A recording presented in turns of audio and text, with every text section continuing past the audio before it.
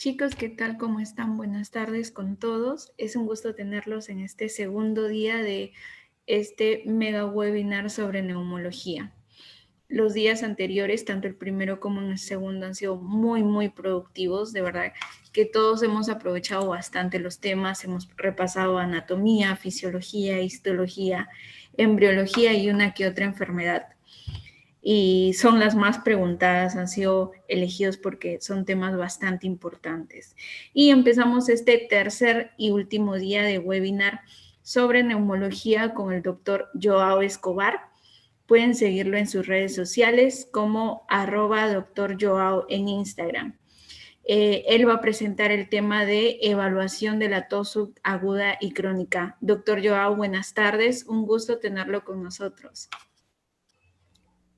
Muchas gracias, doctora Angie. Es un placer estar con todos ustedes. Soy el doctor Joao Escobar desde Honduras, creador de la cuenta Dr. Joao en Instagram, Facebook y YouTube. Efectivamente, hoy vamos a estar hablando acerca de un tema que aparentemente no parece ser tan atractivo. Inclusive para mí, cuando yo inicié la revisión, me parecía que no era un tema tan atractivo, pero al final resultó serlo. Entonces vamos a hablar acerca de la evaluación de la tos subaguda y crónica. Pueden hacer sus preguntas al final de la charla y vamos a tener una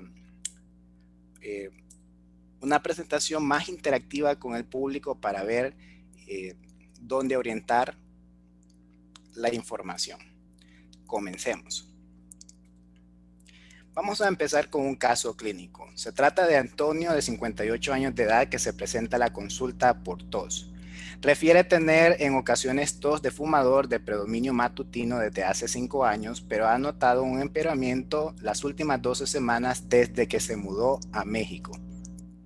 Adicionalmente, Antonio se queja de tos húmeda productiva con esputo amarillo verdoso de 4 semanas de evolución y hace 4 semanas refiere haber tenido un resfriado y ha estado presentando fiebre, dolor torácico y disnea de esfuerzos. A continuación aparecerán unas preguntas. Todas las preguntas que ustedes respondan pueden contestar lo que ustedes deseen, lo que ustedes crean, y posteriormente vamos a ir resolviendo estas preguntas.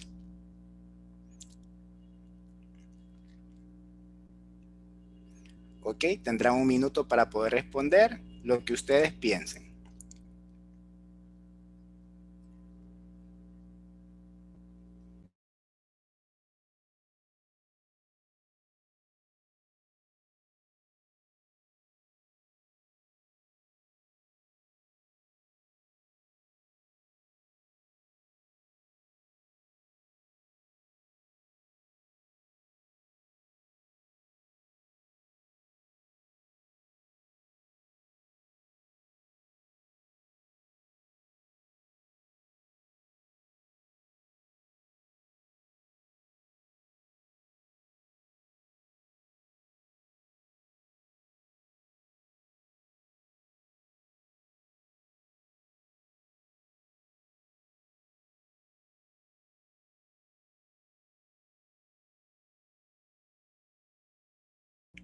Listo. Ok, las respuestas más frecuentes fue tos crónica. Usted clasificaría la tos de este paciente como tos crónica. El estímulo que explicaría la causa de la tos de este paciente, la mayor parte de ustedes contestaron el estímulo térmico, y la tos crónica se debe, en la mayor parte de los casos, a un aumento en los componentes similares a la capsaicina. Entonces esa fue la respuesta de ustedes. Entonces vamos a ver si es correcto lo que ustedes han respondido.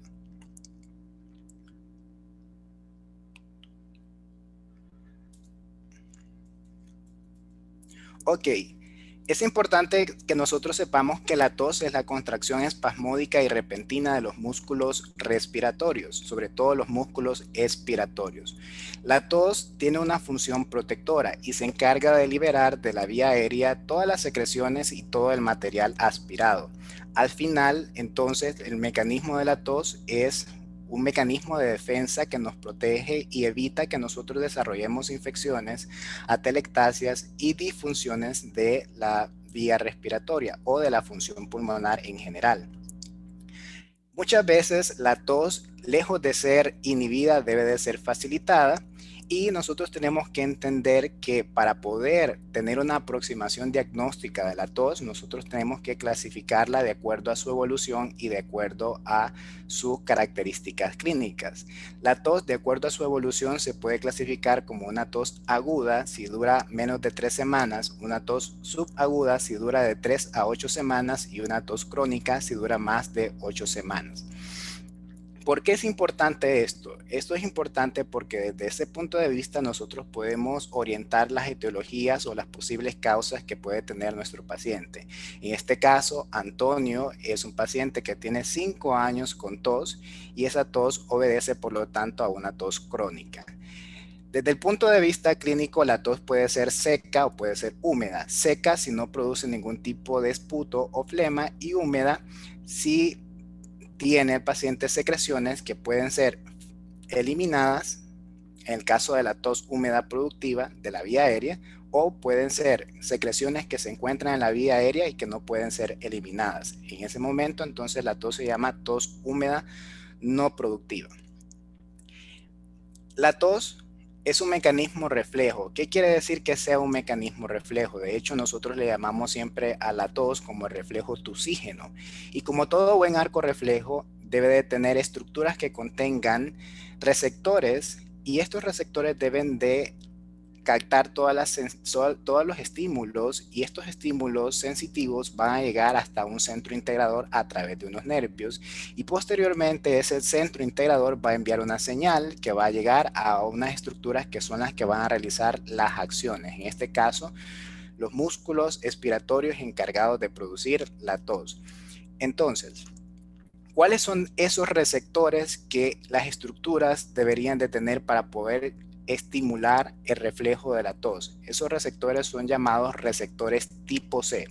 Esos receptores tipo C pueden ser estimulados por diferentes mecanismos, por estímulos, por ejemplo, químicos como el ácido, como sustancias inflamatorias, por ejemplo, como la bradicinina y la prostaglandina E2, y también se puede estimular por componentes como sustancias similares a la capsaicina o la misma capsaicina. De hecho, en los pacientes con tos crónica, nosotros sabemos que existe una mayor expresión de un receptor llamado receptor vaniloide transitorio tipo 1. Este receptor vaniloide transitorio tipo 1 es importante porque es altamente sensible a las componentes o a los componentes similares a la capsaicina y a la capsaicina. Y ustedes se preguntarán, ¿qué es la capsaicina? La capsaicina es un componente altamente irritante que estimula estos tipos de receptores específicamente, y que además lo podemos encontrar, por ejemplo, en alimentos como el jalapeño o chile picante, que es una de las comidas típicas que ustedes van a encontrar en la región mexicana.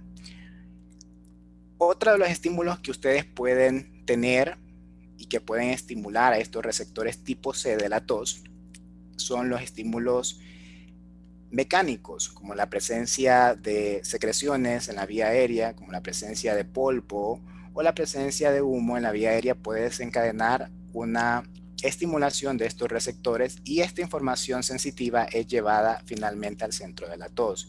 Y por último, también tenemos los estímulos térmicos, y estos estímulos térmicos sobre todo se basan en la presencia de aire frío o de aire seco. Entonces esto es importante tenerlo en consideración cuando nosotros estamos pensando en cuál sería el estímulo que podría explicar la tos en el paciente. Es importante señalar que los receptores tipo C de la tos no solo se encuentran en la vía aérea, sino que también se encuentran en estructuras extrapulmonares. Por ejemplo, los receptores tipo C se encuentran en la cavidad nasal y en los senos paranasales, y todos esos estímulos que llegan a la cavidad nasal y a los senos paranasales pueden llegar al centro de la tos a través del quinto par craneal, también conocido como nervio trigémino. También nosotros podemos mencionar que en la pared posterior de la faringe se encuentran una gran cantidad de estos receptores tipo C de la tos, y estos receptores también, mediante estos estímulos, pueden llevar información sensitiva a través del noveno par craneal hacia el centro de la tos. También tenemos la vía respiratoria, sobre todo la laringe, la tráquea y los bronquios, que como ustedes han de conocer, son altamente sensibles a los estímulos químicos, térmicos y mecánicos, y esto es porque hay una mayor cantidad de receptores para la tos en estas estructuras. También nosotros encontramos receptores tipo C en el pericardio, en el diafragma, en el esófago, e inclusive el décimo par craneal da una rama pequeña llamada rama auricular o nervio auricular, también conocido como su epónimo nervio de Arnold, y este nervio de Arnold se encuentra sobre todo en el meato auditivo externo, lo que quiere decir que cualquier cosa que estimule el meato auditivo externo podría o tendría la posibilidad de estimular al centro de la tos, y al final el paciente podría tener o manifestar tos. Entonces, como ustedes ven, no solo hay que encasillarnos y no solo hay que pensar que la tos es una manifestación solamente del aparato respiratorio. Una vez que esta información llega hacia el centro de la tos, que se encuentra en el tronco encefálico y está formado por el núcleo del fascículo del tracto solitario, nosotros ahí tenemos que este centro de la tos va a integrar esa información sensitiva que le llega y posteriormente va a enviar señales hacia las estructuras efectoras. Sobre todo, en primer lugar, lo que va a generar estas señales es el mecanismo reflejo de la tos. ¿Y en qué consiste este mecanismo? En primer lugar, lo que ocurre es una entrada de aproximadamente 2.5 litros de aire a la vía respiratoria. Una vez que el aire entra en la vía respiratoria, el décimo par craneal lo que hace es cerrar la epiglotis de la laringe y cerrar las cuerdas vocales. ¿Qué pasa con esto? Lo que pasa es que el aire se encuentra atrapado en la vía aérea, y esto es muy importante para el mecanismo de la tos eficiente. Ya van a ver ustedes por qué. Luego el nervio frénico lo que hace es ascender el diafragma, y los nervios espinales lo que hacen es contraer la pared abdominal, los músculos rectos abdominales, para que el diafragma todavía ascienda un poco más, y además de esta manera también los nervios espinales provocan la contracción de los músculos intercostales, sobre todo los músculos intercostales internos, que son los músculos expiratorios. La contracción de estos músculos, tanto del diafragma, los músculos de la pared abdominal y los músculos intercostales internos, va a provocar una reducción del diámetro de la caja torácica, y al final esto va a ocasionar un aumento de la presión intratorácica. Generalmente el paciente inclusive puede alcanzar hasta una presión intratorácica de 300 milímetros de mercurio, y al final este aumento de presión va a provocar que súbitamente la epiglotis y las cuerdas vocales se abran súbitamente para que el aire salga eyectado, e inclusive algunas literaturas mencionan que puede alcanzar hasta 160, 180 kilómetros por hora, e inclusive UpToDate nos dice que puede alcanzar hasta 600 millas por hora. Entonces, esto lo que hace es permitir que ese aire salga eyectado de la vía aérea con una gran presión y con una gran velocidad, para poder expulsar o para poder liberar todas las secreciones y todo el material aspirado de la vía aérea. Una vez que nosotros sabemos eso, vamos a seguir con nuestro caso clínico con don Antonio. Y don Antonio es un paciente que tiene una historia médica pasada de bronquitis crónica, tiene una medicación, salmeterol más ipratropium. El padre murió de cáncer de pulmón y tiene un índice tabáquico bastante alto, un índice tabáquico de 60, lo que hace un paciente candidato a dos cosas: enfermedad pulmonar obstructiva crónica o bronquitis crónica en este caso, y también hace al paciente a tener un mayor riesgo de cáncer de pulmón. Pero vamos a ver qué pasa con don Antonio. Entonces se hace un examen físico riguroso y se encuentra que don Antonio aparentemente tiene todos sus signos vitales normales, y el resto del examen físico está normal, a excepción de la presión arterial, que parece ser que está en una presión normal alta, ¿verdad? Entonces probablemente esto se deba a algunas manifestaciones que está teniendo don Antonio, producto del caso clínico inicial. Entonces, aquí tenemos el resumen del paciente. Don Antonio, de 58 años de edad, tiene una bronquitis crónica, se mudó a México hace 12 semanas. Ahí notó que la tos empezó a empeorar y tiene síntomas desde hace 4 semanas, como resfriado, tos húmeda con esputo amarillo verdoso, fiebre, dolor torácico, y recordemos que el padre murió de cáncer de pulmón. En base a estas características que tiene el paciente, ustedes dirían que este paciente puede tener.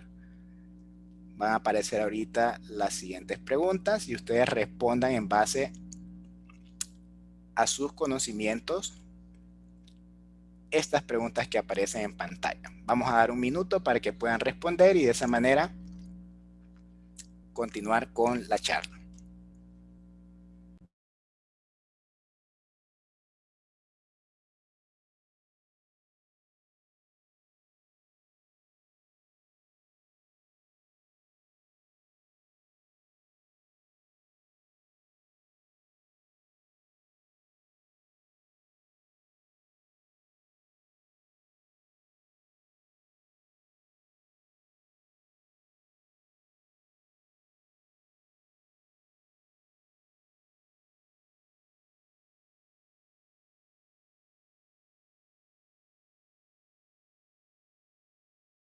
Vamos a esperar un poco más para que respondan los demás.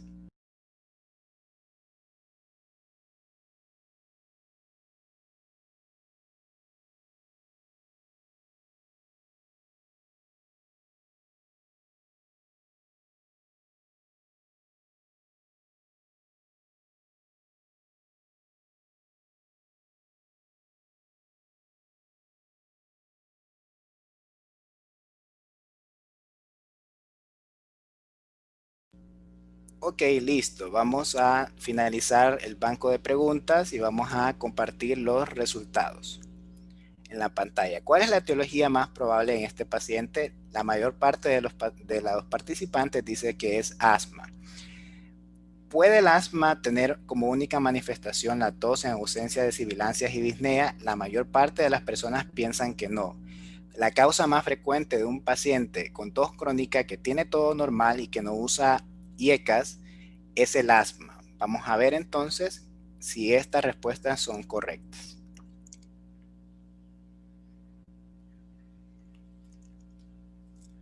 Ok, entonces nosotros tenemos que mencionar diferentes cosas aquí. Nosotros sabemos que la tos crónica tiene diferentes etiologías, pero las etiologías más frecuentes son el síndrome de la tos de la vía aérea superior, ya vamos a hablar acerca de este síndrome, el asma, el reflujo gastroesofágico. Sin embargo, también nosotros tenemos que mencionar que existen otras causas también frecuentes de tos crónica, es decir, tos mayor a 8 semanas, como los inhibidores de la enzima convertidora de angiotensina, problemas de la vía aérea como la bronquitis crónica, la bronquiectasia y problemas del parénquima pulmonar. También tenemos que mencionar que la tos subaguda es una tos que persiste entre 3 a 8 semanas y que aproximadamente el 50% de los pacientes o más de la mitad de los pacientes, la tos subaguda se debe a una etiología postinfecciosa, lo que quiere decir que el paciente tiene síntomas respiratorios, todos los síntomas respiratorios resuelven a excepción de la tos. Y normalmente estos pacientes que desarrollan tos aguda o subaguda como consecuencia de una postinfección, cabe mencionar que no necesitan ningún tratamiento ya que la tos eventualmente va a desaparecer. Entonces vamos a hablar acerca de cada una de estas etiologías y vamos a empezar a hablar del síndrome de la tos de la vía aérea superior. El síndrome de la tos de la vía aérea superior es secundario a goteo nasal posterior o descarga nasal posterior. ¿Qué es el goteo nasal posterior o descarga nasal posterior? Es el paso de las secreciones que se encuentran en la cavidad nasal hacia atrás, hacia la nasofaringe. Y recordemos que en la faringe, en su pared posterior, tenemos una gran cantidad de receptores tipo C de la tos y la pared posterior de la faringe va a enviar esas señales hacia el centro de la tos a través del el noveno par craneal o el nervio glosofaríngeo. Entonces, este goteo nasal posterior es lo que estimula la tos al estimular los receptores que se encuentran en la pared posterior de la faringe. ¿A qué se debe el goteo nasal posterior? En la mayor parte de los casos se debe a problemas como rinitis alérgica, y también está la rinitis no alérgica, es decir, la inflamación de la nariz, en donde no se puede encontrar una etiología identificable, y además el paciente tiene síntomas muy parecidos a lo que presenta los pacientes con rinitis alérgica. ¿Como cuáles? Como escurrimiento nasal, estornudos, descarga nasal posterior y congestión nasal. Si el paciente tiene uno de estos síntomas, entonces nosotros estamos hablando de una rinitis no alérgica. Entonces esto es importante que nosotros lo tengamos en consideración. Los pacientes que tienen goteo nasal posterior normalmente nos van a decir que ellos sienten como que está cayendo hacia la parte posterior, hacia la garganta, una especie de líquido. Muchas veces estos pacientes se tienen que aclarar la voz porque hay presencia de secreciones en la garganta, y estos pacientes normalmente tienen escurrimiento nasal. Sin embargo, es importante mencionar que no todos los pacientes con goteo nasal posterior van a tener o van a presentar algún tipo de síntomas. Entonces esto es importante tenerlo en consideración. Cuando nosotros creemos que el paciente tiene una alta probabilidad de estar teniendo un síndrome de la tos de la vía aérea superior secundario a un goteo nasal posterior, pero este paciente no tiene síntomas, entonces nosotros tenemos que ver cómo está la faringe de nuestro paciente y cómo está la cavidad nasal. Si ustedes logran identificar en la imagen, en la faringe nosotros observamos un aspecto de empedrado. Este aspecto de empedrado es característico o puede sugerir un goteo nasal posterior. Entonces es importante que si nosotros estamos sospechando en un paciente goteo nasal posterior, pero este paciente no presenta síntomas de goteo nasal posterior, aclaramiento de la voz, el paciente no tiene escurrimiento nasal, el paciente no siente que cae líquido hacia la garganta, entonces tenemos que abrirle la garganta al paciente, la boca al paciente, y verificar cómo está la faringe y cómo está la cavidad nasal. Si vemos este aspecto de empedrado, probablemente este paciente puede estar teniendo un goteo nasal posterior sin síntomas. La segunda etiología más frecuente, recordemos que la primera etiología más frecuente es el goteo nasal posterior, y la segunda etiología más frecuente en este caso de los pacientes con tos crónica sería el asma variante tos. Recordemos que el asma es una enfermedad inflamatoria crónica de la vía aérea que tiene síntomas reversibles y recurrentes, obstrucción al paso del flujo aéreo y además hiperactividad bronquial. El asma es importante porque es la principal etiología de la tos crónica en los niños, pero es la segunda etiología de la tos crónica en los adultos. Y un paciente que se presenta a nuestra consulta con tos, acompañado de dificultad respiratoria y con sibilancias, casi siempre nosotros deberíamos de estar pensando en asma, pero recordemos que no todo lo que silba es asma.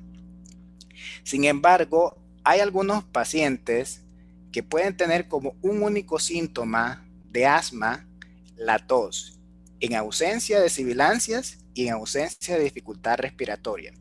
A este paciente en donde nosotros estamos sospechando que puede tener asma y solo el único síntoma que tiene es la tos, a esto se le llama asma variante tos o tos asociada al asma. Y en quienes yo voy a pensar que esa tos crónica mayor de 8 semanas puede estar presente secundaria al asma, en pacientes que tengan antecedentes familiares de atopia o de alergias. Entonces es importante tener en consideración esto. Cuando nosotros estamos evaluando a un paciente asmático variante tipo tos, tenemos que tener en consideración que algunos pacientes se pueden presentar con tos y se pueden acompañar además de una obstrucción del flujo aéreo que es reversible. Sin embargo, existe otra cantidad de pacientes que pueden tener, por ejemplo, una espirometría normal, pero que además el paciente puede tener una hiperactividad bronquial que se puede demostrar a través de un test de broncoconstricción inducido por metacolina. Pero imagínense ustedes dirán, pucha, estamos acostumbrados a decir que el asma está diagnosticada únicamente o debe de ser diagnosticada únicamente por la espirometría. Sin embargo, tenemos que mencionar que para este tipo de variante asmático, asma, variante tos, no siempre es así, no siempre es así. Nosotros tenemos que tener en cuenta que el paciente puede tener una obstrucción del flujo aéreo reversible en una espirometría y puede tener, por ejemplo, hiperactividad bronquial en una prueba de broncoconstricción inducida por metacolina y no necesariamente ser asma. Entonces, ¿qué nos quiere decir esto? Miren ustedes que en un estudio se demostró que aproximadamente un 33% de los pacientes que tenían una obstrucción de flujo aéreo reversible realmente tenían 33% de posibilidad de tener un falso positivo. ¿Qué quiere decir que el paciente tenga un falso positivo? Lo que quiere decir es que el resultado de la espirometría sale positivo para asma, pero realmente es falso. El paciente no tiene asma para este tipo de variante. Entonces hay que tener mucho cuidado. Y también por otra parte, es importante mencionar que algunos pacientes pueden tener hiperactividad bronquial por una prueba de metacolina inducida que induce broncoconstricción y en aproximadamente un 23% de los pacientes pueden tener esta prueba positiva y puede ser falsa. Entonces quiere decir que no necesariamente un paciente con tos crónica mayor a 8 semanas de evolución como única manifestación y en donde tenemos a ese paciente con ese antecedente familiar de alergias o atopias, nosotros tenemos que pensar que este paciente puede tener una espirometría normal y puede tener una hiperactividad bronquial y que no necesariamente nos quiere decir que es asma. ¿Qué tenemos que hacer entonces? Tenemos que hacer una prueba con tratamiento. ¿Qué tipo de tratamiento? Tratamiento con esteroides inhalados a baja dosis. Entonces esto es importantísimo que nosotros lo sepamos. También existe como otra causa el reflujo gastroesofágico.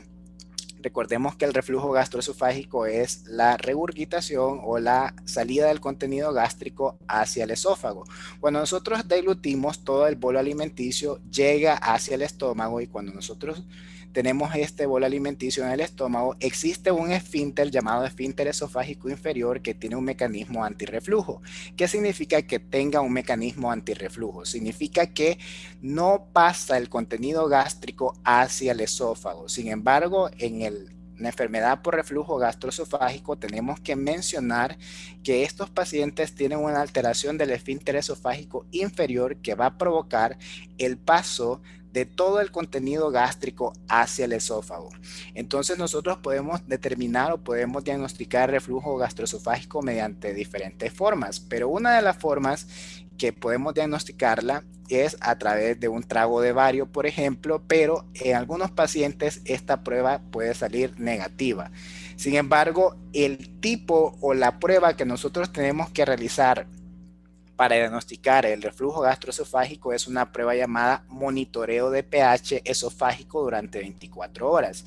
Si el pH en el esófago durante las 24 horas es menor a 4, nosotros hacemos diagnóstico de presencia de ácido en el esófago y eso quiere decir que ese paciente está teniendo reflujo gastroesofágico.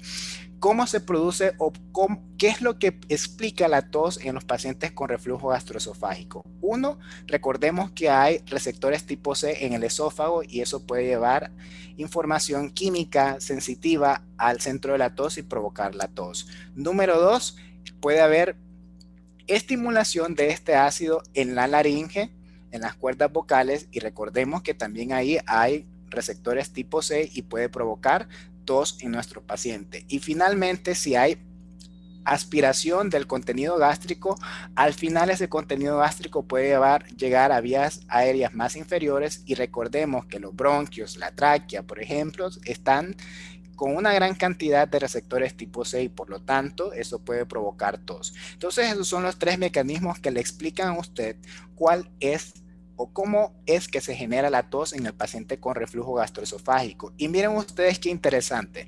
Hay algunos pacientes que tienen reflujo gastroesofágico y a pesar de recibir tratamiento con inhibidores de bomba de protones o inhibidores de la secreción gástrica, no mejoran su tos. Entonces hay que tener en consideración esto. También otra de las etiologías bastante frecuentes es o son los inhibidores de la enzima convertidora de angiotensina. Estos inhibidores de la enzima convertidora de angiotensina, si nosotros recordamos, la enzima convertidora de angiotensina lo que hace es transformar la angiotensina 1 en angiotensina 2 y esto para disminuir la presión arterial y de aquí pues, podemos decir un montón de cosas más acerca de los YECAs. Sin embargo, cuando nosotros inhibimos la enzima convertidora de angiotensina también ocurre algo. Ocurre que la bradicinina, un péptido o un cininógeno, no logra fragmentarse en péptidos inactivos. ¿Y qué ocurre? En la vía respiratoria se incrementa la bradicinina y si ustedes recuerdan, uno de los estímulos que puede tener el paciente o los receptores tipo C de los pacientes con tos crónica es la bradicinina por un mecanismo químico, químico. Entonces, esto es una de las explicaciones que puede decirle a usted por qué el paciente con YECAs o que toma YECAs puede tener tos. Recordar que la tos en muchas literaturas nos menciona que puede llegar a ser hasta el 20%, por ejemplo, la farmacología de Goodman y Gilman, y en el Up to Date nos dice que aproximadamente el 15% de los pacientes que toman YECA pues tienen tos seca secundaria a los inhibidores de la enzima convertidora de angiotensina. ¿Cuáles son los inhibidores de la enzima convertidora de angiotensina? Los más conocidos, enalapril, lisinopril, captopril, etcétera. Todos los que terminan en este sufijo, perdón. Entonces tenemos aquí otra cosa que es la bronquitis crónica. Miren ustedes que la bronquitis crónica es la presencia de una tos productiva. Esta tos productiva debe durar al menos 3 meses durante 2 años consecutivos. Y no debe de haber una etiología identificable de la tos o que pueda explicar la tos en este paciente. Y miren ustedes qué interesante, los pacientes que tienen bronquitis crónica tienen esputo que generalmente es claro o es blanquecino. Y en nuestro paciente el esputo, a pesar de que tenía bronquitis crónica o tiene bronquitis crónica secundaria a la EPOC, se tornó amarillo verdoso. Y la presencia de un esputo amarillo verdoso en los pacientes con bronquitis crónica debe de hacer sospechar infección. Entonces, muy probablemente nuestro paciente pueda estar teniendo una bronquitis crónica o un EPOC sobreinfectado. También es importante hablar acerca de este tema que es bastante importante, la bronquiectasia. ¿Qué es la bronquiectasia? La bronquiectasia es la dilatación de los bronquios. ¿Secundaria a qué? Secundaria a la inflamación de la vía aérea crónica, recurrente y severa. Y miren ustedes que la bronquiectasia puede tener diferentes etiologías dependiendo de la distribución, pero lo importante de la bronquiectasia es que nosotros podemos hacer diagnóstico a través de radiología y miren ustedes que el síntoma principal de la bronquiectasia es la tos. Una vez que ustedes tienen un paciente que se presenta con tos y ustedes pueden sospechar que puede estar teniendo una inflamación crónica de la vía aérea recurrente, por ejemplo, la bronquitis crónica puede provocar eso. Entonces ustedes pueden realizarle a ese paciente un estudio de imagen. ¿Qué estudio de imagen le van a realizar? Puede ser inicialmente una radiografía de tórax. Sin embargo, la radiografía de tórax es bien inespecífica y muy poco sensible para poder identificar las bronquiectasias. Entonces nosotros tenemos que apoyarnos con un estudio de imagen que tenga una mayor sensibilidad, como la tomografía. Ustedes pueden ver aquí, pueden ver en la tomografía las dilataciones de los bronquios y cada una de estas dilataciones, que generalmente se forman como dilataciones quísticas o en forma de quiste, se pueden observar fácilmente con una tomografía computarizada. Si su paciente tiene tos crónica, recurrente, persistente, y ustedes le hacen una tomografía y ustedes observan este patrón en la imagen, este paciente lo que tiene sin duda alguna son múltiples bronquiectasias. Las bronquiectasias pueden ser únicas, pueden ser múltiples, pueden ser focales o pueden ser difusas. Dependiendo de cada una de las distribuciones o el número de bronquiectasias, así se puede determinar cuál es la posible etiología en esos pacientes. Muy bien. Luego tenemos el cáncer de pulmón. Miren ustedes que también el paciente tiene algunas características que pueden sugerir cáncer del pulmón. Tenemos un antecedente familiar, por ejemplo, en nuestro paciente de su padre que murió por cáncer de pulmón. También tenemos un índice tabáquico bastante alto, arriba de 60, y esto puede ser uno de los factores de riesgo para desarrollar cáncer de pulmón. Pero ¿en quién pensaríamos cáncer de pulmón? Miren ustedes que los pacientes con tos crónica, cuando tienen tos crónica, lo primero que le dice el paciente es que tiene cáncer. El paciente le preocupa la tos crónica porque piensa que puede tener cáncer de pulmón, sobre todo carcinoma broncogénico. Pero indudablemente, a pesar de que el cáncer de pulmón puede ser una etiología, solamente el 2% de los pacientes con tos crónica tienen como etiología el cáncer de pulmón. O sea que si alguien llega con tos crónica a la consulta, nosotros no vamos a pensar que tiene cáncer de pulmón. ¿Es una posibilidad? Sí es una posibilidad, pero es una posibilidad bastante pequeña. Y miren ustedes que el paciente con cáncer de pulmón tiene patrones característicos. Por ejemplo, un paciente que es fumador, que tiene una tos de fumador, que empezó a empeorar, como nuestro paciente, por ejemplo. Entonces puede hacernos orientar que ese paciente puede estar desarrollando cáncer de pulmón.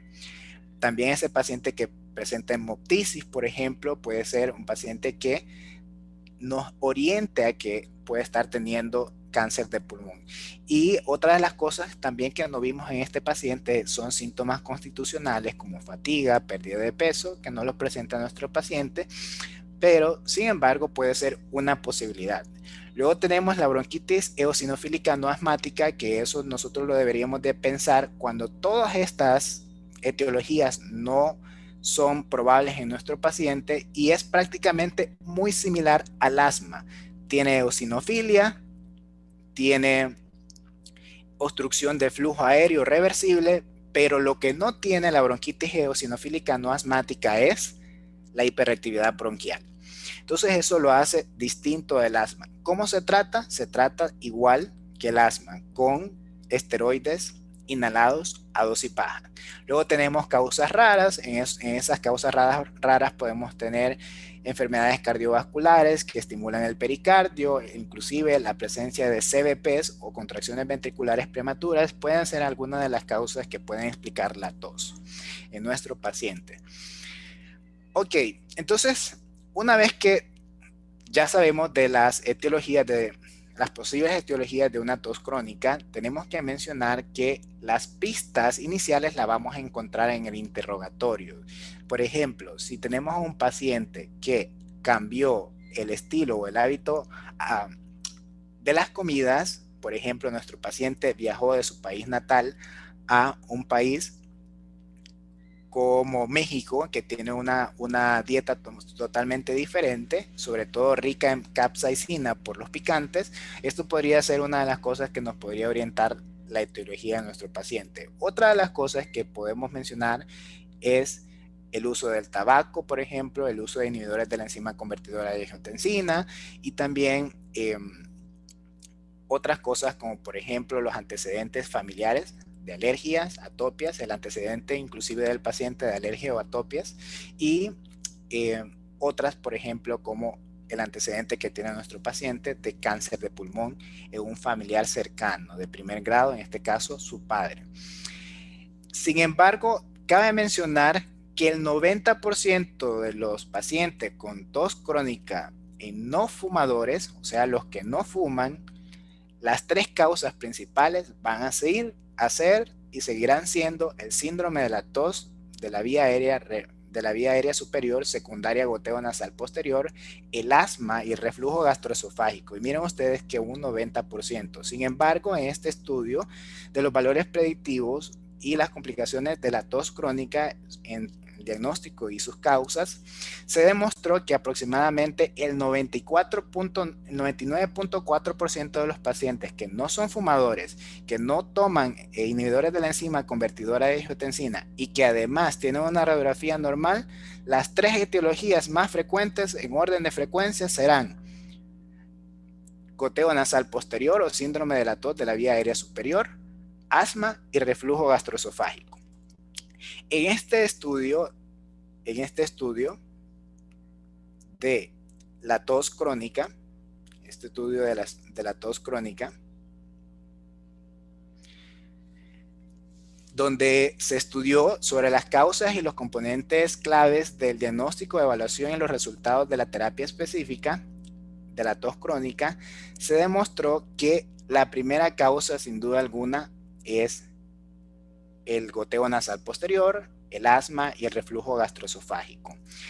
Miren ustedes que en el siguiente estudio se menciona aquí que se hizo una evaluación de los pacientes con tos crónica y se le inició de forma empírica, sin hacer ningún tipo de estudio, antihistamínicos y descongestionantes, pensando de que el paciente, como tiene o como primera causa, podría estar teniendo un síndrome de la tos de la vía aérea superior.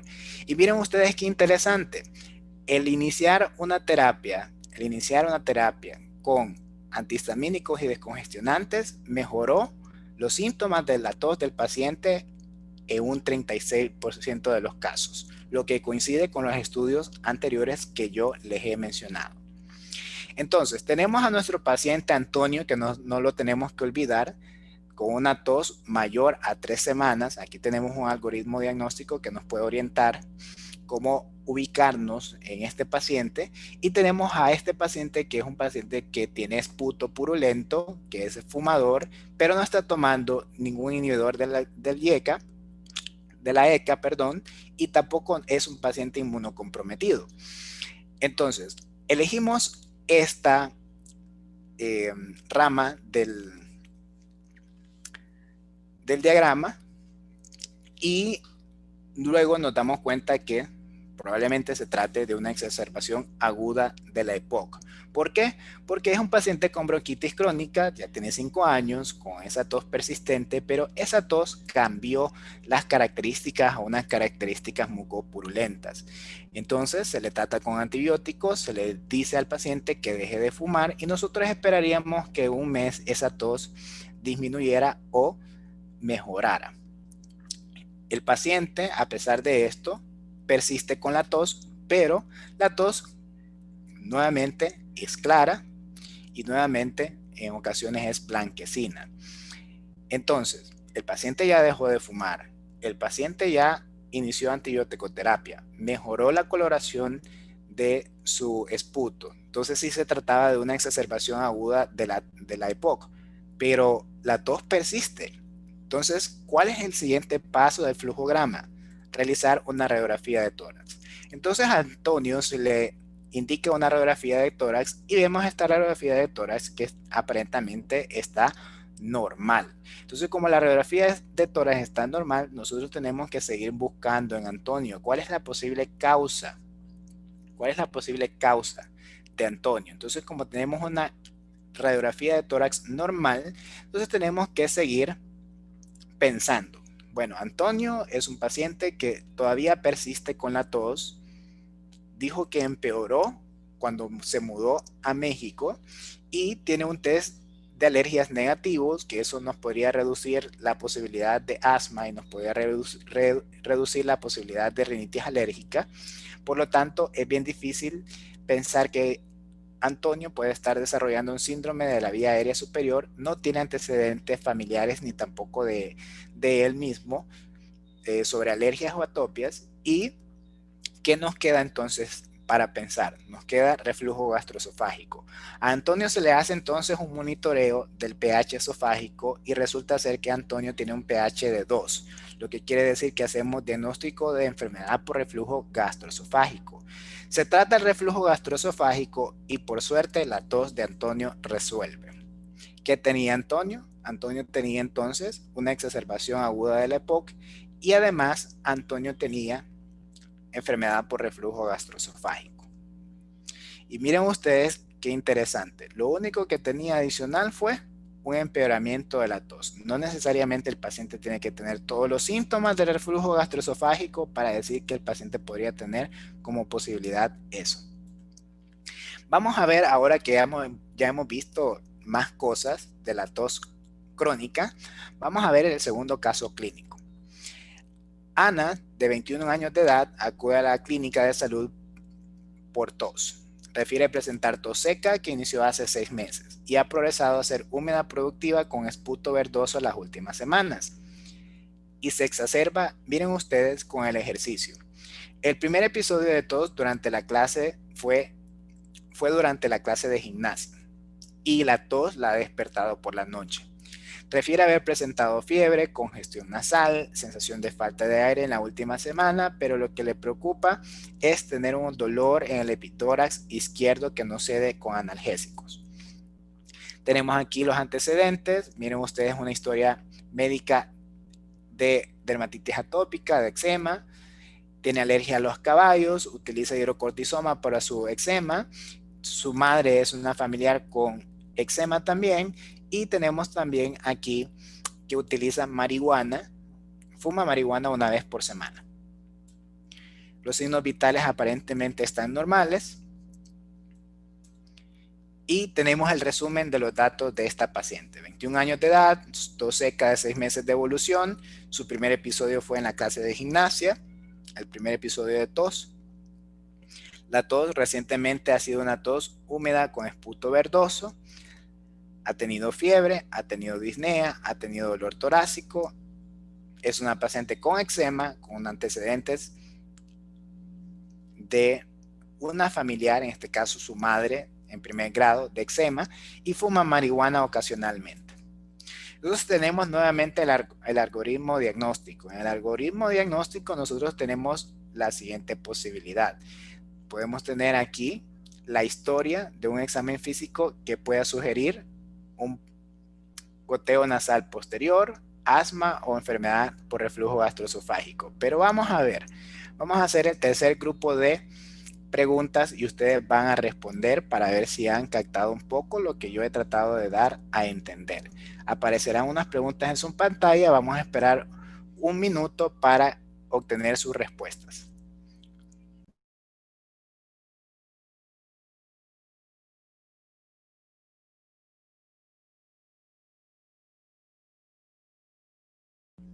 Recuerden que Ana es una paciente con antecedentes familiares de alergias y atopias, y ella es una paciente con atopia también, con dermatitis atópica. No olviden ese dato.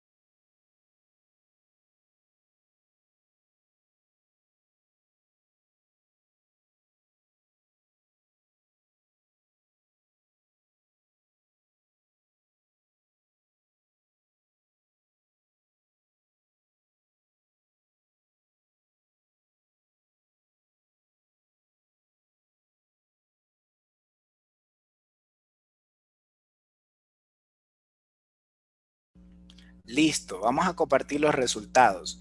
En la primera pregunta, ¿cuál sería la etiología más probable en esta paciente? La mayor parte de las personas contestaron asma. ¿Cuál sería la conducta a seguir con esta paciente? La mayor parte de las personas están ahí entre realizar una espirometría, iniciar descongestionantes o iniciar tratamiento con esteroides inhalados. ¿Qué complicaciones puede tener o podría explicar el dolor en el hemitórax izquierdo en esta paciente? La mayor parte de las personas respondieron fatiga de los músculos intercostales. Entonces vamos a ver. Vamos a utilizar este algoritmo diagnóstico y nos vamos a ir por la historia del examen físico que sugiere probablemente asma. ¿Por qué puedo decir yo que esta paciente puede estar teniendo asma? Escuchen la historia. Es una paciente mujer, es una paciente que tiene tos como única manifestación.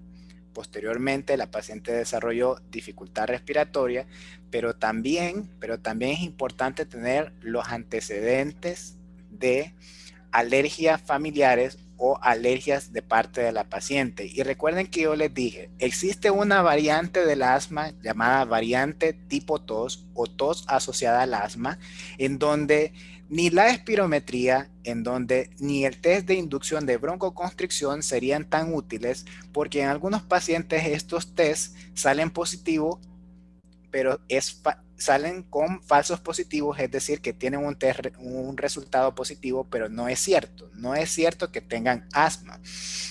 Entonces, en esos pacientes lo que hay que hacer es iniciar una terapia con esteroides inhalados.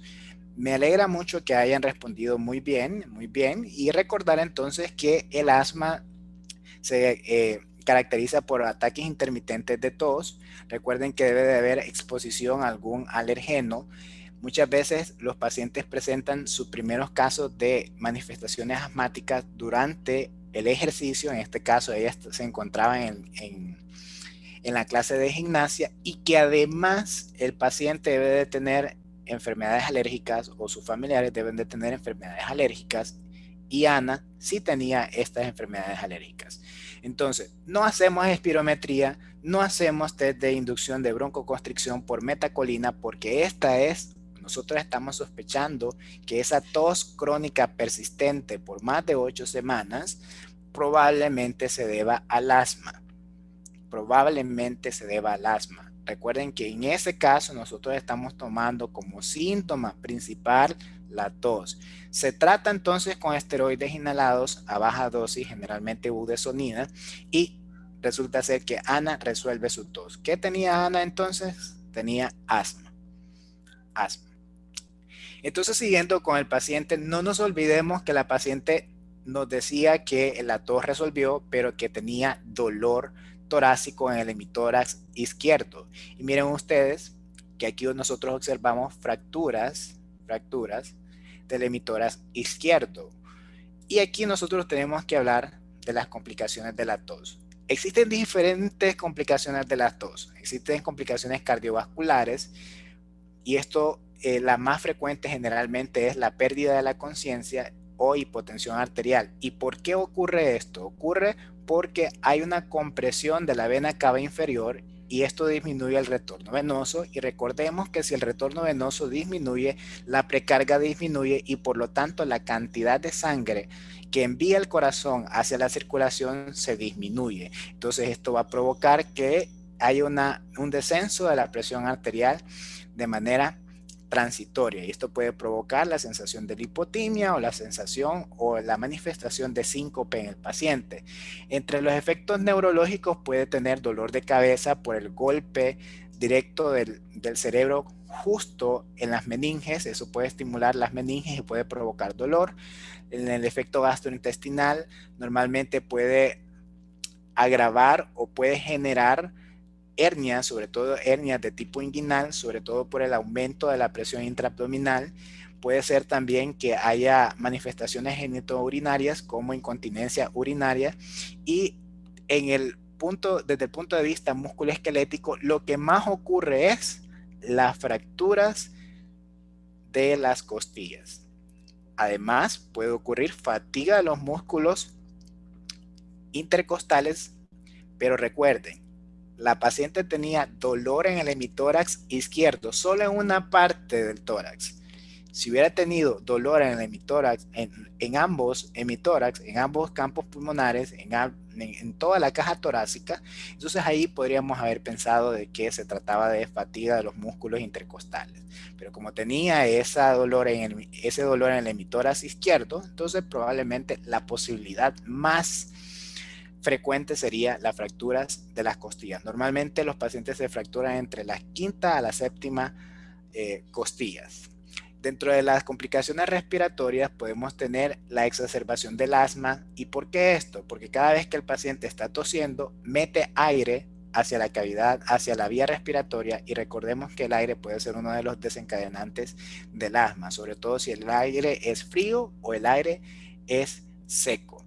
Y tenemos otras complicaciones por ahí que no vamos a mencionar en este momento. Entonces, ¿qué tenía nuestro paciente? Tenía fracturas de costillas. Entonces, soy el doctor Joao Escobar. Me pueden seguir como doctor Joao en mis redes sociales, en YouTube, Instagram y Facebook. En donde contesto más es en Instagram, así que pueden buscarme por ahí. Y en esos canales yo publico diferentes infografías que pueden servirles. Muchas gracias a todos por su atención. Pueden hacer cualquier tipo de preguntas en este momento.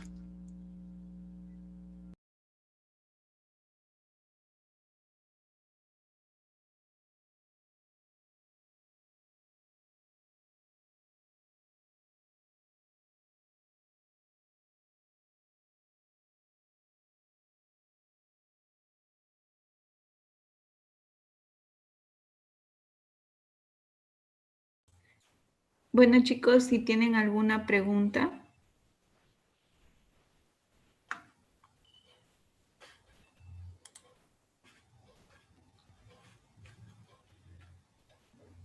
pueden hacer cualquier pregunta que tengan, escribirla por el chat o activar su micrófono y hacerla directamente.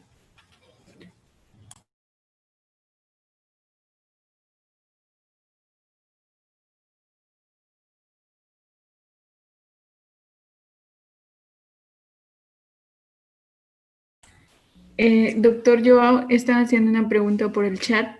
¿Qué tratamiento se recomendaría en un paciente con tos crónica o aguda? Ok, lo primero es identificar la causa. Si es una tos crónica, identificar la causa. Dependiendo de la causa, nosotros tratamos la causa. Si el paciente es un paciente sano, un paciente no fumador, que no toma IECAS y que tiene una radiografía normal, las primeras tres causas en las que nosotros debemos de pensar es el síndrome de la tos de la vía aérea superior secundaria a un goteo nasal posterior, y con eso podemos tratarlo con antihistamínicos, con descongestionantes, y se puede tratar también con esteroides intranasales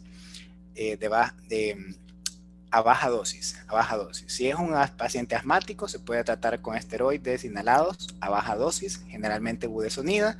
Y si es un paciente con enfermedad por reflujo gastroesofágico, como tercera posibilidad, hay que tratarlo con inhibidores de bomba de protones, como es omeprazol, lansoprazol, deslansoprazol, etcétera. Entonces, de eso depende. Primero identificamos la causa en el paciente, de la causa de la tos crónica en el paciente, y posteriormente tratamos.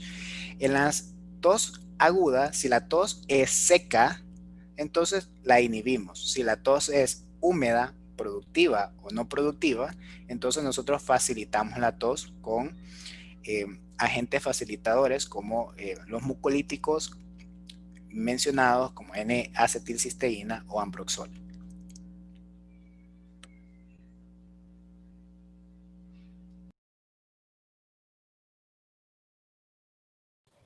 Chicos, si no tienen alguna otra pregunta, bueno, si tienen alguna pregunta pueden hacerla en este momento por el chat o activar su micro y hacerla directamente con el doctor. En todo caso, si no hay más preguntas, doctor Joao Escobar, muchas gracias por la ponencia, ha estado excelente, ha sido de mucho provecho para todos. Nos vamos a tomar un par de minutos, solo 2 minutos, para que puedan ir a tomar algo o ir al baño, y en breve comenzamos con la ponencia del doctor D'Angelo Segura. Les vamos a dar 2 minutos de break, ¿sí?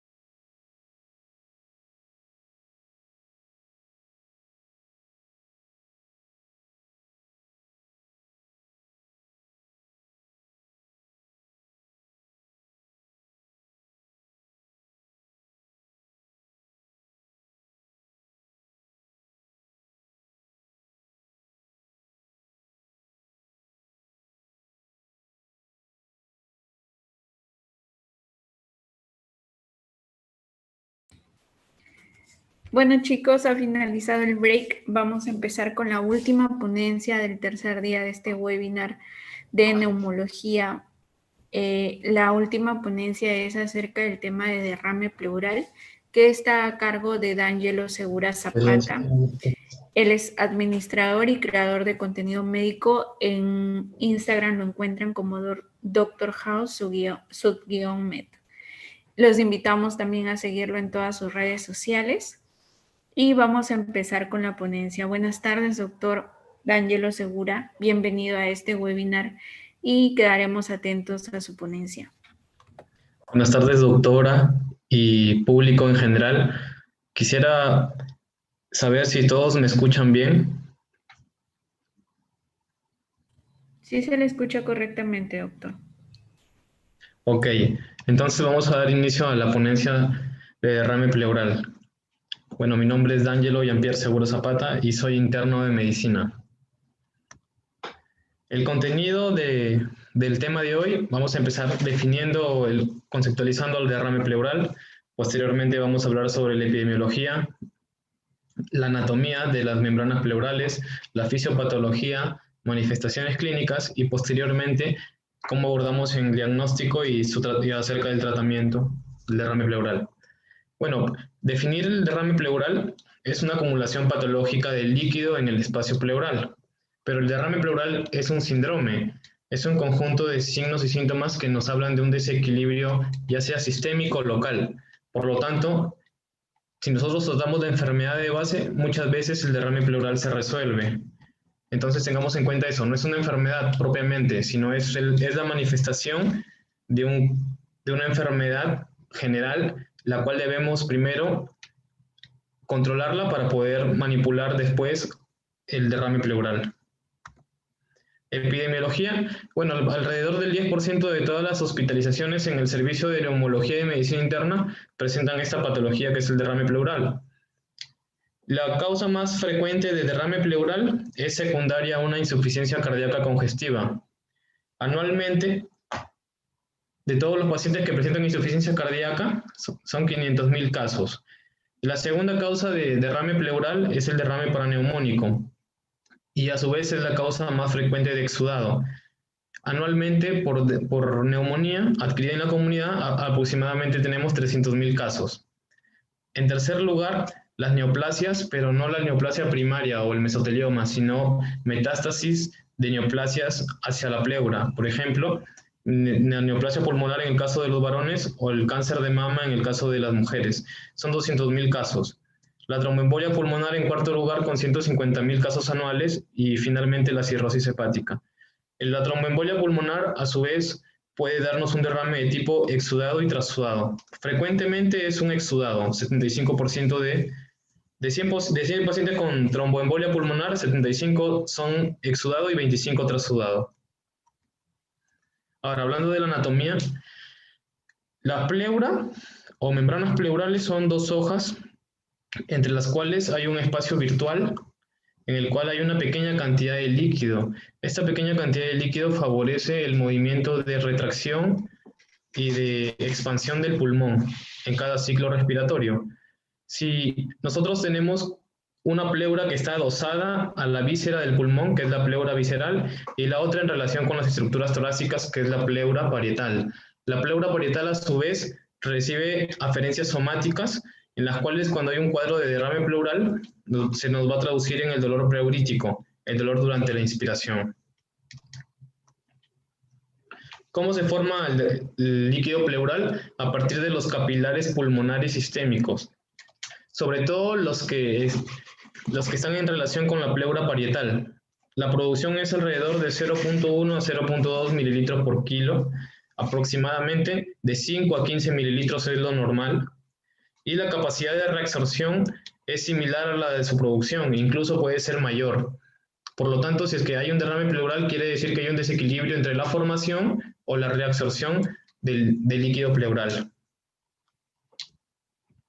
¿Cómo está constituido el líquido pleural? Aproximadamente de 5 a 15 mililitros de volumen, de 1.000 a 5.000 células en promedio 2.500 aproximadamente, de las cuales las más abundantes son las células mesoteliales, que revisten la pleura parietal y la pleura visceral. En segundo lugar, los linfocitos, del 2 a 30%, los granulocitos, proteínas de 1 a 2 gramos por decilitro. La glucosa es la mitad de la glucosa sérica y la lactato deshidrogenasa es el 60% aproximadamente de la lactato deshidrogenasa que encontramos en el plasma. Estos marcadores son muy importantes y ya vamos a ver por qué. Sobre todo la proteína, glucosa y lactato deshidrogenasa. Ahora, ¿por qué se forma el derrame pleural? Tenemos vasos que están en relación con la pleura parietal y también con la pleura visceral. Los capilares sistémicos que están en relación con la pleura parietal tienen una presión hidrostática de 30 centímetros de agua. La presión hidrostática nos habla de la presión que tiende a sacar líquidos del vaso y la presión oncótica es la presión que tiende a retener los líquidos dentro del vaso. La presión hidrostática de los capilares en relación con la pleura parietal es de 30 centímetros de agua y la presión hidrostática pleural es negativa, menos 5 centímetros de agua. Eso quiere decir que en lugar de sacar líquido, lo va a tender a retener. La presión oncótica es también una presión que retiene líquidos y en este caso es positiva, 5 centímetros de agua. Si nosotros sumamos 30 centímetros de agua más 5, porque este menos 5 quiere decir que tiende a meter líquido, o sea, tendríamos 35, más 5 de la presión oncótica son 40 centímetros de agua hacia adentro, y la presión oncótica plasmática son 35 centímetros de agua hacia afuera. Si nosotros restamos 40 menos 34, tenemos una fuerza neta de 6 centímetros de agua hacia adentro. Es un juego de vectores, es un juego de presiones. En el lado izquierdo o derecho, en relación con la pleura visceral, tenemos una presión hidrostática de 24 centímetros de agua que tiende a meter el agua hacia el espacio pleural y hacia afuera una presión oncótica de 34. Si nosotros sumamos estos 24 centímetros de agua más los 5 de la presión negativa del espacio pleural más estos 5 de la presión oncótica de la pleura, suman 34. Y 34 que salen hacia que es de la presión oncótica plasmática, prácticamente una resultante nula. Entonces la fuerza neta tiende a ser hacia adentro, de 6 centímetros de agua. Pero esto también, acá entran a tallar los estomas que están en la base de la membrana pleural y los vasos linfáticos que tienden a reabsorber gran parte del líquido, lo cual hace que jamás haya una resultante de un volumen enorme, o sea, nunca va a haber derrame mientras estas estructuras estén intactas. Pero en el caso de las neoplasias, en las cuales se obstruyen los capilares linfáticos, los estomas, no hay la capacidad de reabsorción lo suficientemente compensatoria para poder limitar la formación de líquido, y eso es una de las etiologías del derrame. O si incrementamos la presión hidrostática, va a haber una mayor diferencia entre la presión oncótica y también vamos a tender a tener mayor líquido en el espacio pleural. Otro de los mecanismos es disminución de la presión oncótica. Si disminuimos la presión oncótica, la presión hidrostática va a tener una resultante mucho mayor y eso también va a tender a llenar el espacio pleural de líquido. Entonces tenemos acá los mecanismos, ¿no? Por ejemplo, aumento de la presión hidrostática, ¿en qué pacientes vemos eso? Eso básicamente en pacientes con insuficiencia cardíaca congestiva, debido a que el capilar pulmonar, a la insuficiencia ventricular izquierda, sobre todo en la cual hay un flujo retrógrado hacia los vasos pulmonares, eso aumenta la presión hidrostática en los capilares pulmonares y por lo tanto hay mayor salida de líquido hacia el espacio pleural. Disminución de la presión oncótica es la presión que tiende a retener líquido en el vaso. Si disminuye la presión oncótica, sale mayor cantidad de líquido hacia el espacio pleural. Ese filtrado, porque el líquido pleural es un ultrafiltrado, ese filtrado va a ser mucho mayor y por lo tanto vamos a llenar el espacio pleural. Aumento de la presión negativa del espacio pleural, eso sobre todo lo vemos en pacientes con atelectasia. Aumento de la permeabilidad capilar. Cuando hay procesos inflamatorios, hay vasodilatación. Por lo tanto, las células endoteliales dejan los poros más grandes, sale mayor cantidad de fluido y también lleva proteínas y lleva otros compuestos como la lactato deshidrogenasa. Aumento de la permeabilidad sobre todo explica la fisiopatología de los exudados.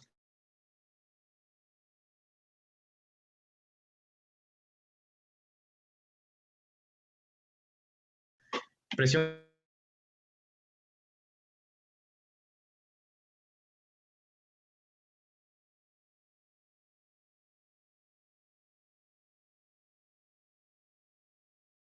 cuadro o a un procedimiento que se le conoce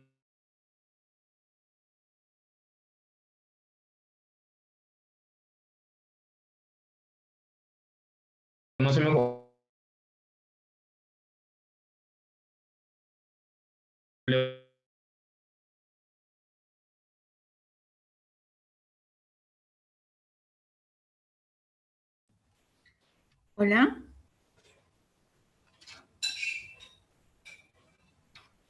Parece que el doctor está teniendo problemas de conexión.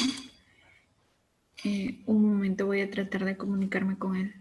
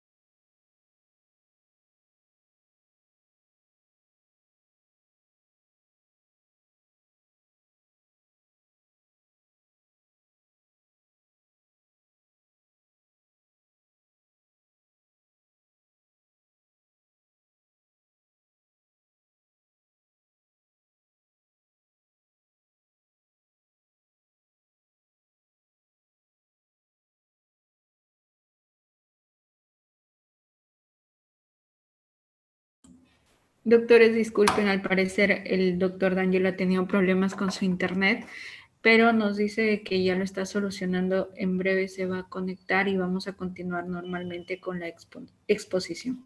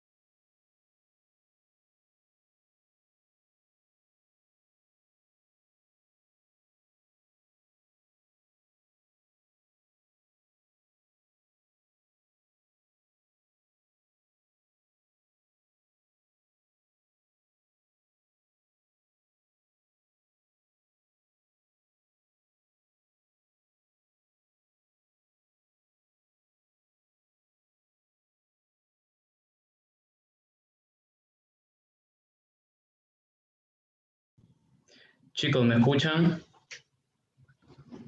¿Saben en dónde me quedé? Porque yo estuve exponiendo y no me había dado cuenta que se había cortado la señal. ¿En qué diapositiva me quedé? Doctor, se ha quedado en la diapositiva número 9 de fisiopatología. Aquí, ya, ok. Sí. Excelente. Ya bueno, continuando. Entonces, los mecanismos por los cuales nosotros tenemos un derrame pleural son los siguientes. Aumento de la presión hidrostática, como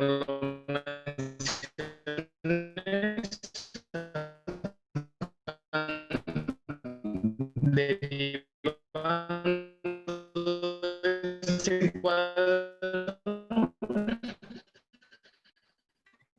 el juego de presiones entre presión Doctor, disculpe, hidrostática y parece presión que osmótica es lo que va a terminar repercutiendo en la producción de un derrame pleural. Por lo tanto, si aumentamos la mayor cantidad de líquido, insuficiencia cardíaca congestiva, en la cual hay un flujo retrógrado de los capilares, hacia los capilares pulmonares. Dígame, lo que ¿me pasa es que se le escuchan? está escuchando entrecortado. Parece que ahora ya está bien. Hola.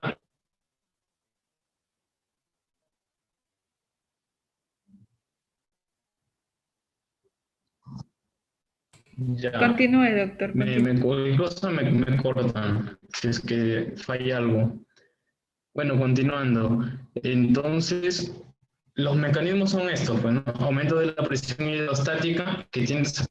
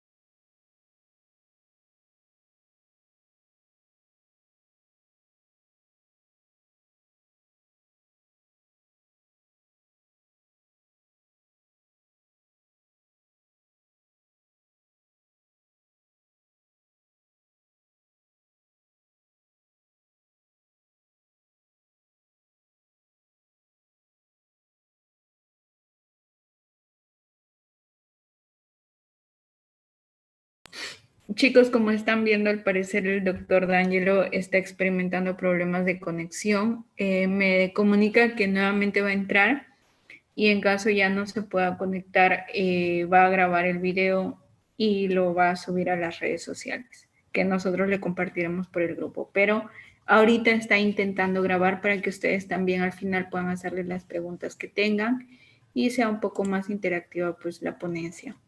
Un momento, por favor.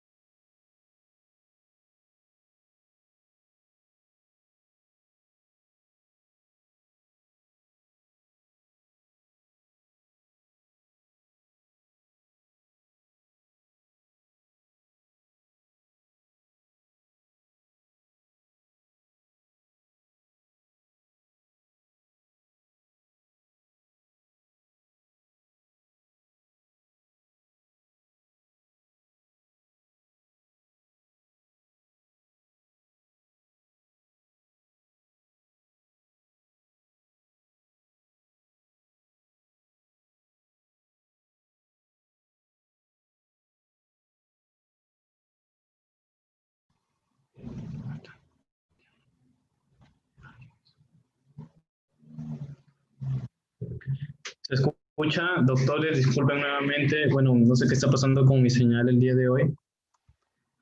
¿Se escucha bien? Hola. Sí, doctor, se le escucha bien. Ojalá que no se vaya. A ver, vamos. Aquí me quedé, ¿verdad? Sí. Ya. Entonces, me quedé por aquí, ¿no? Bueno, alteración de la permeabilidad capilar lo vamos a encontrar en pacientes que tienen cuadros inflamatorios, en los cuales hay una vasodilatación de los capilares pulmonares, hay mayor salida de líquido a través de los poros de las células endoteliales que se van a ver agrandados por la vasodilatación, por los factores proinflamatorios. Entonces, aparte de líquidos, van a pasar también a moléculas como proteínas de alto peso molecular, lactato deshidrogenasa, etc.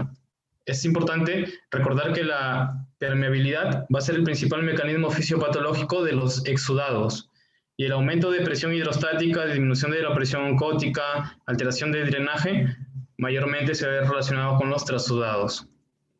¿Se escucha bien? Sí, ¿no? Ya. Cuadro clínico. Usualmente puede ir desde un paciente asintomático hacia pacientes con disnea severa, en las cuales incluso está en riesgo la vida del paciente. Pero la mayoría de derrames pleurales no son masivos, por lo tanto vamos a encontrar esta triada, ¿no? Disnea, tos y o fiebre y dolor torácico. En el caso de que sea por una neumonía, podemos encontrar fiebre. El dolor torácico es por irritación de la pleura parietal, como lo mencioné, tiene aferencias somáticas. La disnea por el volumen y por la compresión que hace sobre el pulmón, y también eso puede producir tos por irritación de los nervios que están, los intercostales, los laringios, etc. El examen físico nos da una sensibilidad del 75% y especificidad del 70% para identificar un derrame pleural. ¿Qué vamos a encontrar? Si el derrame es unilateral, expansión torácica simétrica. El murmullo vesicular va a estar disminuido, ¿no? También vamos a encontrar percusión mate. Los murmullos vesiculares van a estar ausentes o disminuidos, y el roce pleural es un signo muy específico, pero muy poco sensible. 99% de especificidad, pero 5% de sensibilidad. Con el examen físico nosotros tenemos una aproximación muy grande, pero de todas maneras tenemos que confirmar la presencia del derrame pleural, y para eso solicitamos pues radiografía y toracocentesis. Entonces, tenemos un paciente con clínica sospechosa, como lo mencioné, la tríada es dolor torácico de características pleuríticas, o sea, dolor durante la inspiración, disnea, tos, y si es que el paciente presenta neumonía, fiebre, por ejemplo, ¿no? En el examen físico, ausencia de murmullo vesicular, disminución de vibraciones bucales, eso lo diferencia de la neumonía, en la cual también hay disminución de murmullo vesicular, pero en un cuadro de condensación hay aumento de vibraciones vocales, y la percusión mate. Si el paciente presenta un derrame loculado, el examen de elección es de ecografía para poder punzarlo, para que sea una toracocentesis guiada por ecografía. Si no, con la radiografía de tórax vamos a ver un derrame libre con la famosa curva de Damasio. Con la toracocentesis nosotros vamos a analizar la citología, el predominio de células que hay, por ejemplo, puede ser predominio polimorfonucleares, predominio linfocítico. Podemos hacer un gran cultivo y un BK en el caso la sospecha sea tuberculosis, y en el bioquímico vamos a analizar las proteínas, lactato deshidrogenasa y glucosa. Empecemos con la radiografía. La radiografía es un examen muy sensible, no tanto como la ecografía, pero sí muy útil para poder nosotros aproximar el nivel en el cual vamos a realizar la toracocentesis. Una radiografía lateral de pie nos permite ver volúmenes mayores a 75 milímetros. Una radiografía posterior-anterior nos permite ver volúmenes de aproximadamente 200 mililitros, en los cuales hay borramiento del ángulo costofrénico, que es el primer signo, ya que por gravedad el líquido tiende a irse a los lugares más bajos, entre ellos el seno costodiafragmático. Y finalmente, si el paciente se acuesta de cúbito lateral y nosotros realizamos una radiografía con incidencia tangencial sobre el pulmón afectado, podemos ver volúmenes tan pequeños como 5 mililitros. Esa es la incidencia más sensible y específica de cúbito lateral sobre el pulmón afectado. Y este es un derrame libre, esta es la famosa curva de Damasio, que en otros pacientes no se les ve porque puede ser un hidroneumotórax en el cual vamos a ver una línea, o puede haber derrames loculados en los cuales el derrame es muy crónico, en el cual se han formado septos de fibrina. En esos pacientes no se va a ver la curva de Damasio, pero generalmente sí se ve cuando es un volumen bastante significativo. Entonces, nosotros al realizar la toracocentesis, tenemos que evaluar estos puntos: el recuento celular y diferencia celular. Primero, saber cuántas células hay y luego saber cuál es la población más numerosa, si es por linfocitos, si es por molimorfonucleares, monocitos, células mesoteliales, etc. El pH nos sirve para ciertas patologías como el empiema y la artritis reumatoide, las cuales cursan con pH bajos. Las proteínas están elevadas en el caso de los exudados. La lactato deshidrogenasa también están muy elevadas en el caso de los exudados, debido a que hay un proceso de vasodilatación en el cual, aparte del líquido, consigo también va a arrastrar proteínas. Y si es por un agente bacteriano, va a haber un consumo de...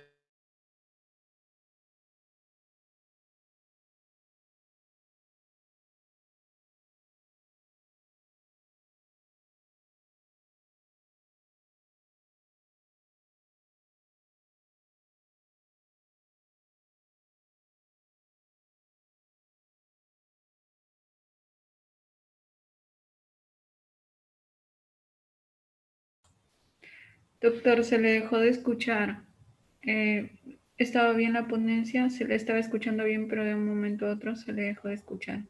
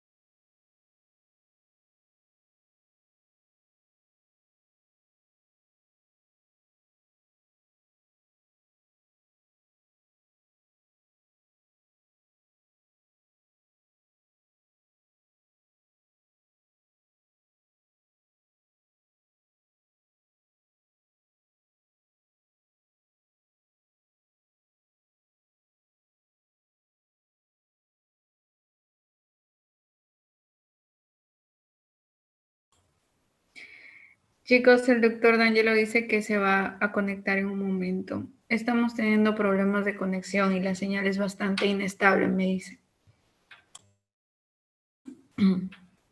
Les pido por favor que esperen.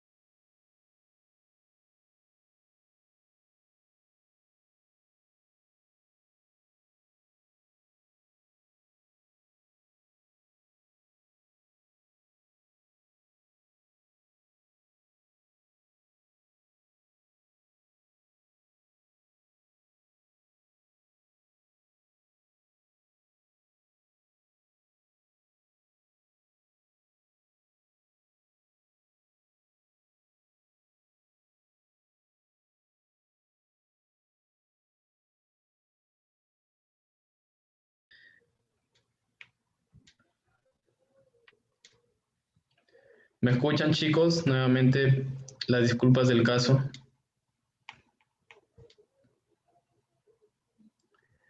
Hola. Sí, doctor, se le escucha perfectamente. ¿Y aquí me quedé? ¿O en la radiografía? ¿Aquí? ¿Me pueden decir dónde me quedé? ¿Dónde me dejaron de escuchar?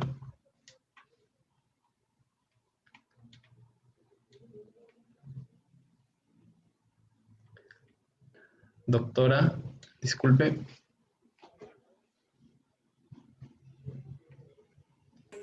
En la radiografía, doctor. Aquí, ok. Ya, miren chicos, entonces, para nosotros visualizar un derrame a través de una radiografía, en una incidencia lateral podemos ver un volumen mayor a 75 mililitros de líquido. En una incidencia posterior anterior, mayor a 200 mililitros de líquido. Pero la más sensible y específica y la que nos permite ver volúmenes más pequeños es la incidencia de cúbito lateral sobre el pulmón afectado. Eso nos permite ver volúmenes tan pequeños como 5 mililitros. Pero más específico y sensible es una ecografía, porque en muchos países se estila hacer la toracocentesis guiada por ecografía. Bueno, en nuestro medio, en Perú, no acostumbramos, ¿no? Con la placa y con el examen físico, a través de la percusión mate, usualmente es donde se utiliza o se enclava la aguja para obtener la muestra. Pero en otros medios la ecografía es más sensible y específica y es más rutinario que en mi país.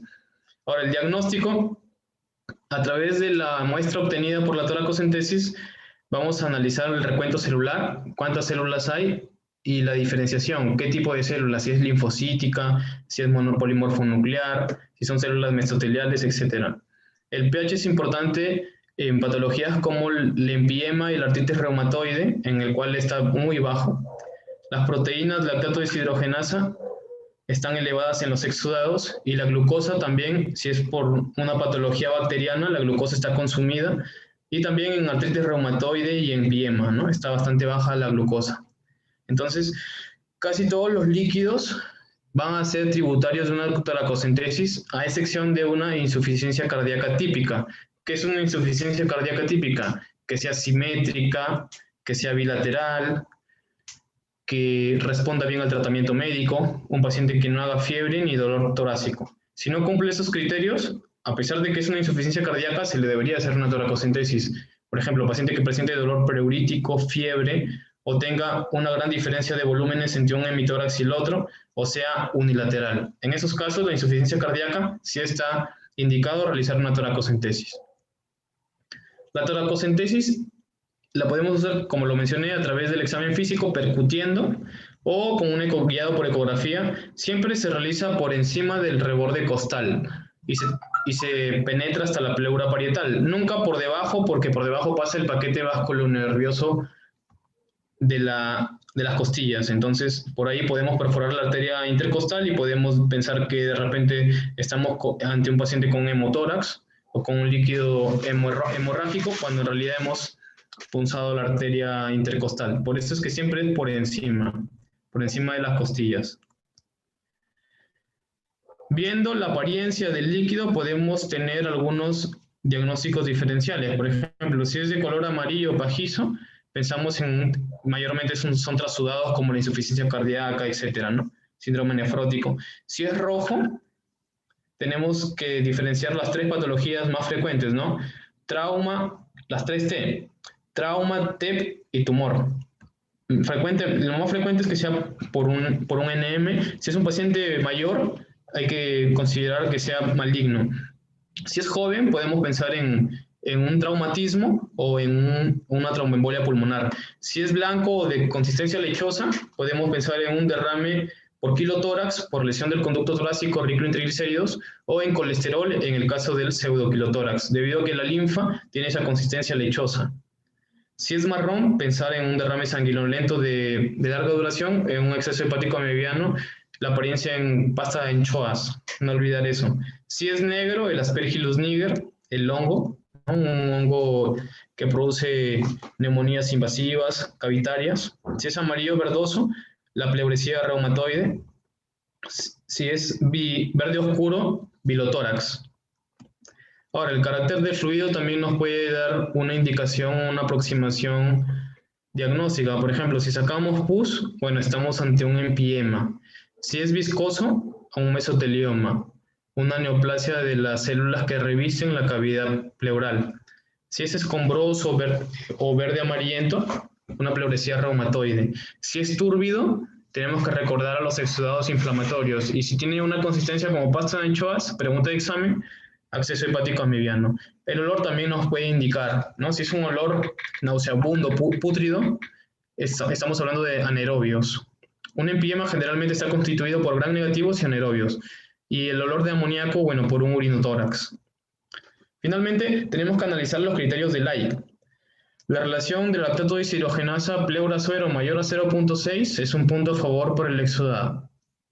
La relación proteínas pleura-suero mayor a 0.5 es un criterio a favor del exudado. La lactato deshidrogenasa mayor a 2/3 del límite del LDH sérico también está a favor de un exudado. ¿Cuáles son los exudados? Neumonías, todo lo que tenga que ver con factores locales, con afectación de la microvasculatura pulmonar, por ejemplo, neumonías, tuberculosis, artritis reumatoide o patologías malignas. Y los trasudados con desequilibrios en la presión hidrostática y presión oncótica, o sea, factores sistémicos, como por ejemplo insuficiencia cardíaca, síndrome nefrótico, cirrosis hepática e hipoalbuminemia. Basta que se cumpla uno de los criterios y ya podemos considerarlo como un exudado. Estos son los principales diferenciales que nosotros podemos sacar de los exudados, porque los exudados son más complicados. Los exudados requieren un tratamiento... Puta madre, de nuevo se fue la señal, güey. ¿Se oye? ¿Se escucha? Doctores. Hola.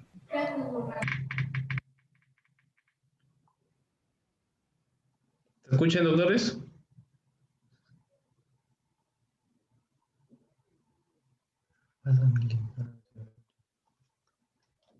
Sí, doctor, sí se lo escucha. Ok.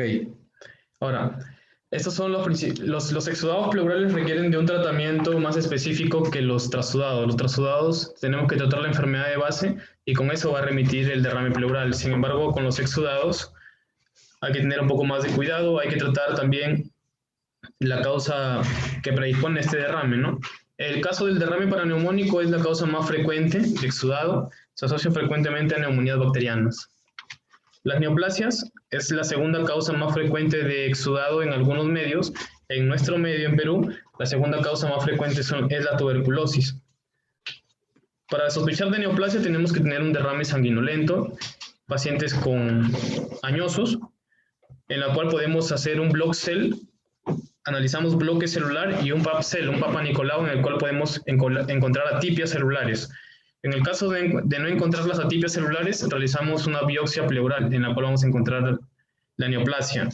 Generalmente la biopsia pleural la realizamos a ciegas, con una aguja de Abrams, en la cual tomamos una muestra de la pleura parietal. Generalmente, como esas ciegas, se puede hacer hasta 2 veces la biopsia. De no encontrar ahí ningún tipo de indicio que nos acerque a una neoplasia, pero clínicamente el paciente tiene una sospecha muy grande, podemos realizar una toma de muestra por toracoscopía, por videotoracoscopía bajo visión directa. Visualizamos la pleura parietal, tomamos una muestra y la llevamos a analizar. En el caso de la tuberculosis, como es una micobacteria de crecimiento lento, la glucosa está disminuida a menos de 60, pero no tanto como en otras patologías. El predominio celular es linfocítico, siendo inicialmente polimorfo nuclear y después ya es un predominio linfocítico. La destrucción de los linfocitos produce una enzima que se le conoce como adenosina deaminasa, que en algunos medios mayor a 45 unidades internacionales es indicativa de tuberculosis, en otros es mayor a 35, mayor a 40. Como es muy difícil aislar el bacilo de Koch mediante la toracocentesis, el diagnóstico de tuberculosis es otra vez una biopsia pleural en la cual vamos a ver el granuloma caseificante. En el caso de los empiemas, que es una complicación del derrame paraneumónico, el derrame paraneumónico es estéril, pero si hay un cultivo bacteriano, si hacemos un cultivo GRAN o cultivo y sale positivo, aislamos un germen, la glucosa va a estar muy disminuida y el pH va a ser generalmente menor a 7.2, la glucosa menor a 40. Va a ser a predominio polimorfo nuclear. Vamos a encontrar pus durante la toracocentesis y también encontramos una lactato deshidrogenasa mayor a 1000. La artritis reumatoide, que también no tiene un tratamiento específico, es tratar la misma artritis, sin embargo, lo característico es que tiene una glucosa muy baja, una glucosa menor a 15 y un pH menor a 7.2. En el caso del lupus, es un derrame bilateral a predominio izquierdo en el cual vamos a aislar los anticuerpos antinucleares. Y en el caso de la pancreatitis, está elevada la amilasa pancreática. Bueno, no hay un tratamiento específico y generalmente también tratando la enfermedad de base va a ceder este derrame. Y hay que diferenciarlo del derrame por perforación esofágica, en el cual también está elevada la amilasa, pero la amilasa salival, mientras que en la pancreatitis está elevada la amilasa pancreática. Ahora, el diagnóstico de diferentes enfermedades como el empiema es obteniendo una muestra a través de toracocentesis de pus y con un cultivo positivo. Generalmente el empiema es polimicrobiano, hay gram positivos, gram negativos y anaerobios. La malignidad con citología positiva a través del PAP-cell podemos encontrar atipias celulares y si no encontramos atipias mediante una biopsia. La pleuresía tuberculosa también a través de una biopsia o cultivo. La ruptura esofágica, como lo mencioné, hay elevación de la amilasa salival. En el caso del quilotórax, que es por una lesión del conducto torácico que transporta linfa hacia las venas subclavias, generalmente se lesiona mediante un procedimiento invasivo. Es un líquido rico en triglicéridos, por lo tanto tenemos que encontrar triglicéridos mayores a 110 miligramos por decilitro. Si es que no encontramos menos de 110, pero tenemos mucha sospecha, podemos pedir mediante electroforesis la presencia de kilomicrones. Los kilomicrones son patognomónicos, mientras que el pseudoquilotórax es por aumento del colesterol. Se da mayormente en derrames crónicos en los cuales ha habido una gran colección de colesterol por el paso del tiempo. Sospechamos generalmente de un derrame o un pseudoquilotórax en pacientes con tuberculosis. En el hemotórax tenemos que recordar la relación de los hematocritos, hematocrito de líquido pleural con hematocrito sanguíneo mayor a 0.5. Si es menor a 0.5, no se considera hemotórax y se consideran otras causas como por ejemplo malignidad o tromboembolia pulmonar. Bueno, la pleuresía reumatoide, bueno, se escucha porque me sale que el internet está fallando. ¿Me escuchan bien? No, doctor, sí se le escucha bien. Ok, gracias. Finalmente, la pleuresía reumatoide, bueno, es a predominio también linfocítico. Lo que tenemos que recordar es que tiene el pH más bajo de todos y la glucosa más baja de todas. El pH generalmente es menor a 7.2 y tiene una glucosa menor a 15. El tratamiento del derrame a grandes rasgos depende de su etiopatogenia causal. Por ejemplo, si es por una neumonía, solamente es controlar o tratarlo con antibióticos endovenosos. Si es un quilotórax, tenemos que reparar la lesión del conducto torácico mediante cirugía. Puede ser por un trauma o puede ser por una neoplasia, un linfoma que ha infiltrado también el conducto torácico. Por eso también podemos utilizar quimioterapia o radioterapia.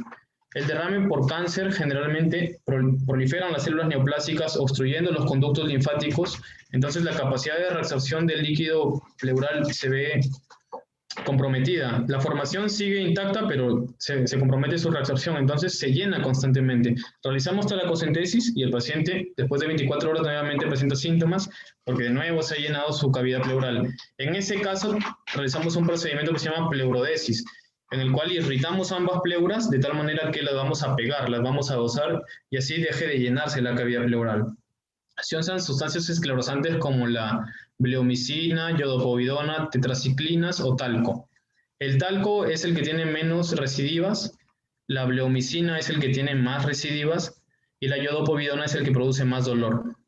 Finalmente, en el empiema se han formado tabiques de fibrina Por lo tanto, primero se utilizan fibrinolíticos para deshacernos de esos tabiques y finalmente un drenaje pleural asociado a la antibioticoterapia. Bueno, la bibliografía que he utilizado básicamente es el Up-to-Date y el Farreras de Medicina Interna y algunos artículos también para algunos algoritmos, ¿no? Eso sería todo. Muchas gracias. Espero que se haya entendido. Y si tienen alguna pregunta, me la hacen saber.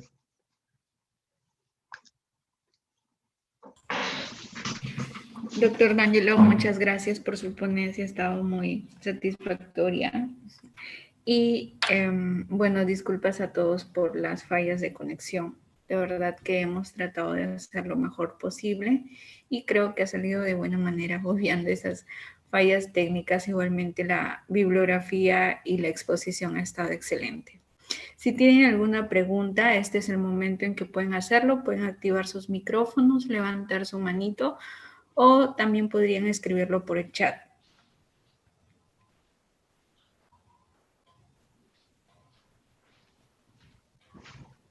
¿Alguien tiene alguna pregunta?